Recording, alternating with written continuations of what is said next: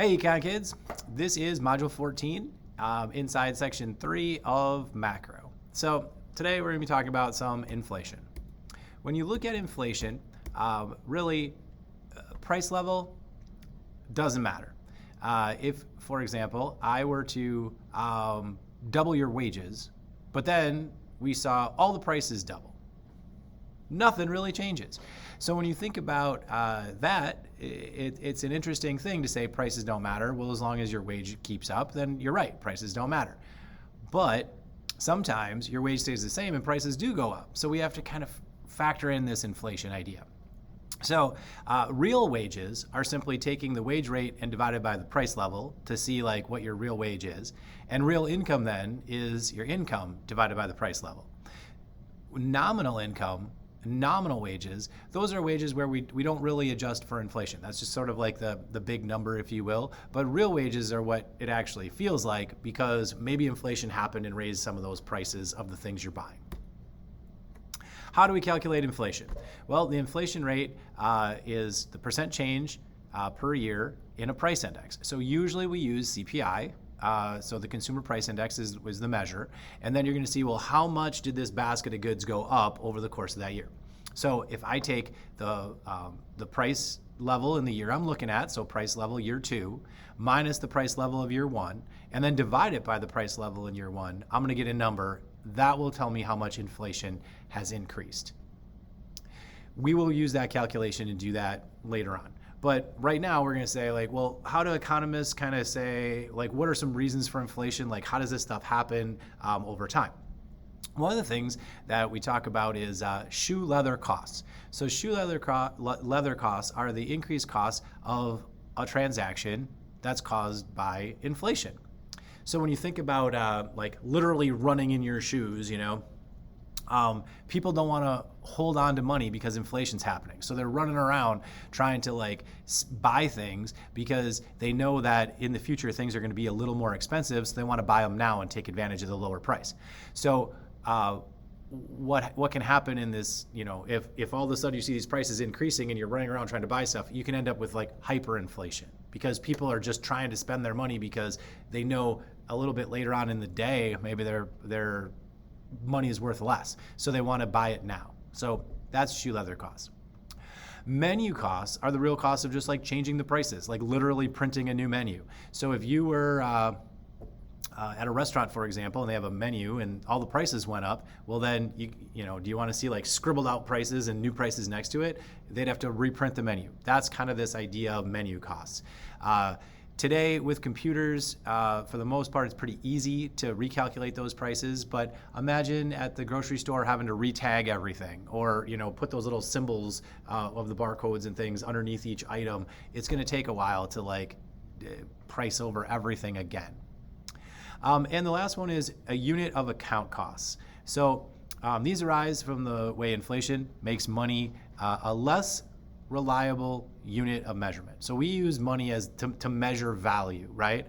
So what would happen?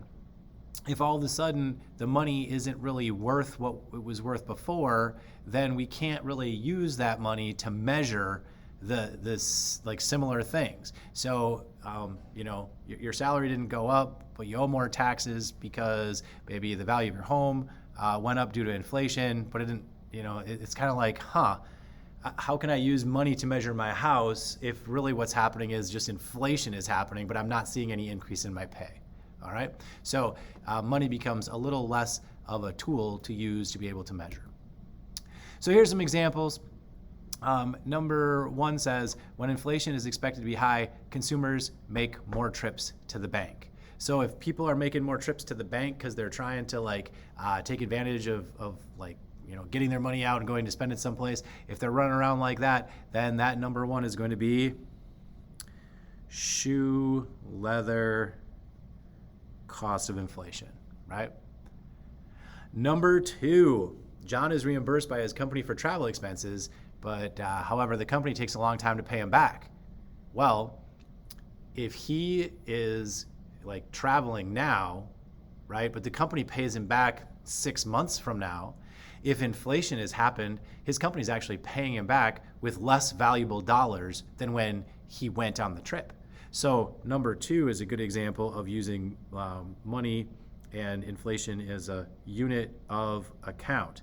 The money really isn't measuring what it was measuring to begin with, right? Because it took, inflation has happened and he got paid back in basically less dollars. And the last one, in response to unexpectedly high inflation, cozy cottages must reprint expensive brochures with updated prices. That's why sometimes you don't see prices on brochures.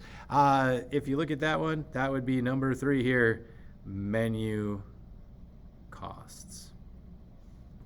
All right, so that's kind of how you would go about going, like seeing an example and then saying, hey, this is why inflation's occurring in that particular sense, okay? Are there winners and losers from inflation? Most certainly, right? When you think about contracts, contracts are nominal contracts, right? So that means they're not really dealing with inflation, they're set over a length of time. So nominal interest rates are interest rates that you actually pay for the loan, but they don't really account for that idea of inflation happening, right? So the interest rate you see listed at the bank, those are all nominal interest rates. And the nominal interest rate is what the real interest rate is plus inflation happening. So that it's like both those things added together. So, but they don't really know what that inflation is, so they're kind of guessing. That's the idea. Real interest rates then, if you think about that, is the nominal rate adjusted for inflation. Like if we know what that inflation is, we can subtract that off to see what your real interest rate is. So this idea of the Fisher effect, it's real equals nominal minus inflation. Okay. So if a borrower borrows money from a lender, and inflation happens at a higher rate than what's expected, the borrower is like winning, right? They're paying back the loan with money that has a lower real value than what was expected. Because inflation happened, the money is actually worth a little bit less than at the time when they borrowed it. So you're actually paying back the loan with inflated dollars.